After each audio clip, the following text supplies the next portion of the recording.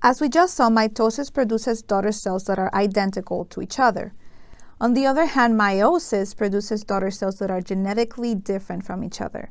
Not only that, but the daughter cells produced in meiosis are haploid, and that means that they have half of the genetic material compared to the original parental cell. So as you can see, for humans, which have 46 chromosomes, mitosis produces daughter cells that also have 46 chromosomes.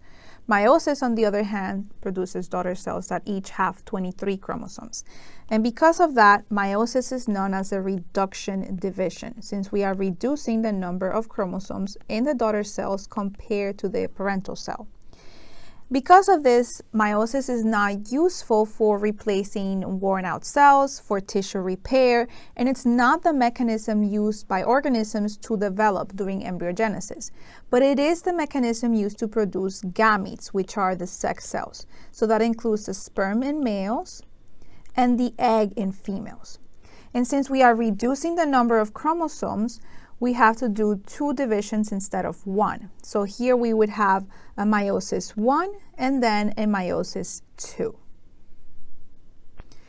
We're going to begin by looking at the stages of Meiosis 1 and 2, focusing on the differences between mitosis and meiosis. And you'll see from this that mitosis is more similar to Meiosis 2 than to Meiosis 1. Just like in mitosis, we have the stages of prophase, prometaphase, which is not shown in this image, metaphase, anaphase, and telophase. However, remember that these take place twice because we have a reduction division. In prophase 1, we have some of the same things that happen in mitosis. You have the breakdown of the nuclear envelope beginning at this particular stage, the condensation of the chromosomes, and the beginnings of the formation of the mitotic spindle that's going to be used later to pull the chromosomes. However, there is an important difference between prophase 1 and the prophase stage of mitosis. In this particular stage, the homologous chromosomes, so the maternal and paternal copies of each chromosome, pair up with each other and exchange genetic material. And that process is known as crossing over. And you can see this more clearly in this image. So here the blue chromosome represents the paternal chromosome, and the red chromosome represents the homologous maternal chromosome. So during prophase, these pair up with each other. And at specific regions, which are known as chiasma, they exchange genetic material. So what that means is that we now have these unique chromosomes because they have some portions of the DNA that are paternally derived and other portions that are maternally derived. And this is part of the reason for the genetic diversity that we see. That's one of the reasons why siblings look different from each other, because the gametes that result will have different combinations of genes. So they will have different alleles in different combinations, in part because of this process of crossing over.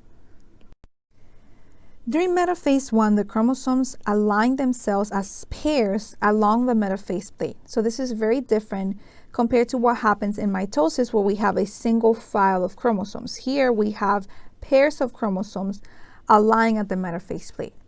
During anaphase 1, the homologous pairs separate from each other. They're pulled toward opposite ends of the cell, but you can see that the sister chromatids remain associated with each other. And this is also very different from what happens in mitosis, where the sister chromatids of each of the chromosomes separate. Finally, in telophase, we see some of the same things that happen in mitosis. The nuclear envelope begins to reassemble, the chromosomes begin to decondense, and we have the disassembly or the breakdown of the mitotic spindle. An important difference to note here is that these cells that are formed in Meiosis 1 are already considered haploid. And you might be wondering why this is the case if we still have another round of division to do. The reason why these cells are considered haploid is because we no longer have homologous chromosomes. We either have a maternal copy or a paternal copy for each chromosome, but we do not have both copies that would make up the set. Meiosis 2 begins after a brief period of time that is known as interkinesis. And interkinesis is similar to interphase, but without DNA replication. Prophase 2, like prophase 1, begins with the breakdown of the nuclear envelope, the condensation of the chromosomes, and the formation of the mitotic spindle. However, unlike prophase 1, in prophase 2, we do not have the pairing of homologous chromosomes or crossing over because there are no longer homologous chromosomes. We either have a maternal copy or a paternal copy for each chromosome. In metaphase 2, these chromosomes align at the metaphase plate, and once again, there is no pairing, so this is more similar to what we see in mitosis.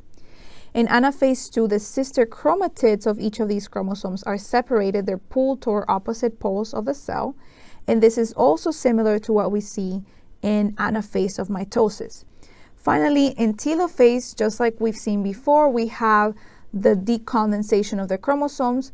The nuclear envelope begins to reassemble, and the mitotic spindle breaks down. An important difference to note here is that at the end of telophase 2, we're going to have 4 different cells. So once again, remember that in meiosis 1, what we're separating are the homologous chromosomes, and in meiosis 2, we separate the sister chromatids of those homologous chromosomes.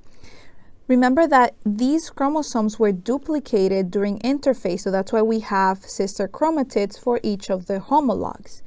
But we're not going to separate these chromatids in meiosis 1. We separate the paternal homolog from the maternal homolog.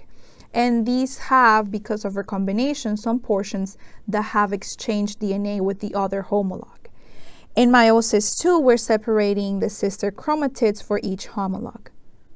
While crossing over is an important source of variation in meiosis, another way in which variation is created is by the random assortment of chromosomes. So chromosomes can align themselves in any number of different arrangements along the metaphase plate.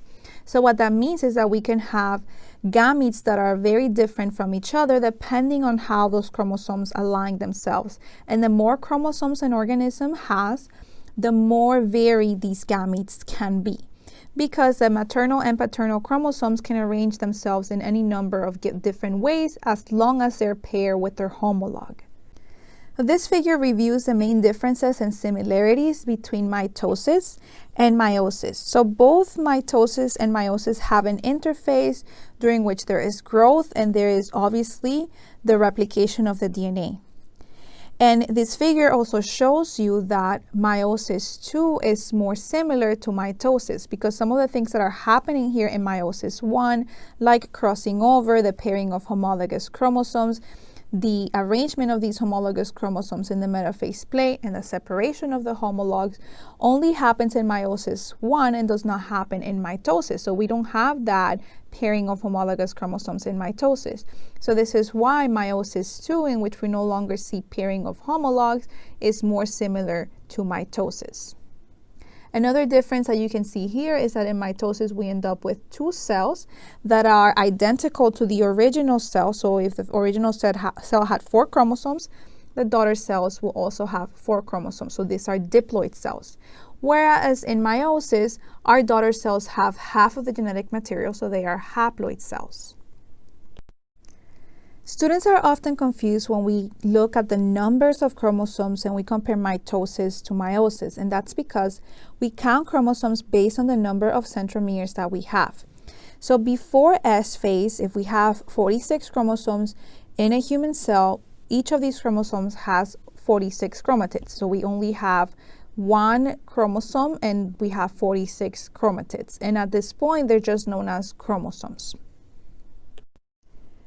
During S phase, these chromosomes are duplicated. So we now have for each chromosome 2 sister chromatids, but we still have 46 chromosomes because we still have 46 centromeres. We just have duplicated chromosomes, so we now have 92 chromatids. After mitosis, these sister chromatids separate from each other, so we now have, once again, 46 chromosomes with 1 chromatid each, so we have a number of 46 chromatids.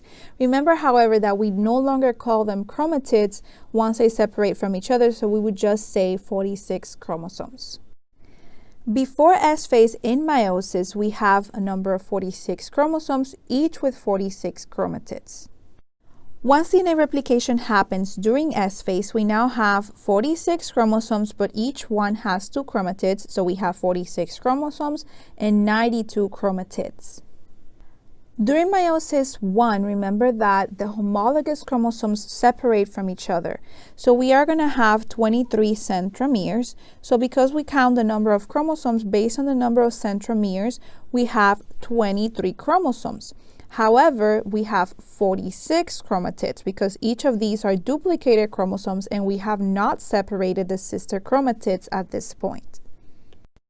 Finally, during Meiosis 2, the sister chromatids separate from each other. So we have 23 chromosomes, 23 centromeres, with only 23 chromatids each. Remember that we would just call them 23 chromosomes since we no longer call these separated chromatids chromatids. We just call them chromosomes.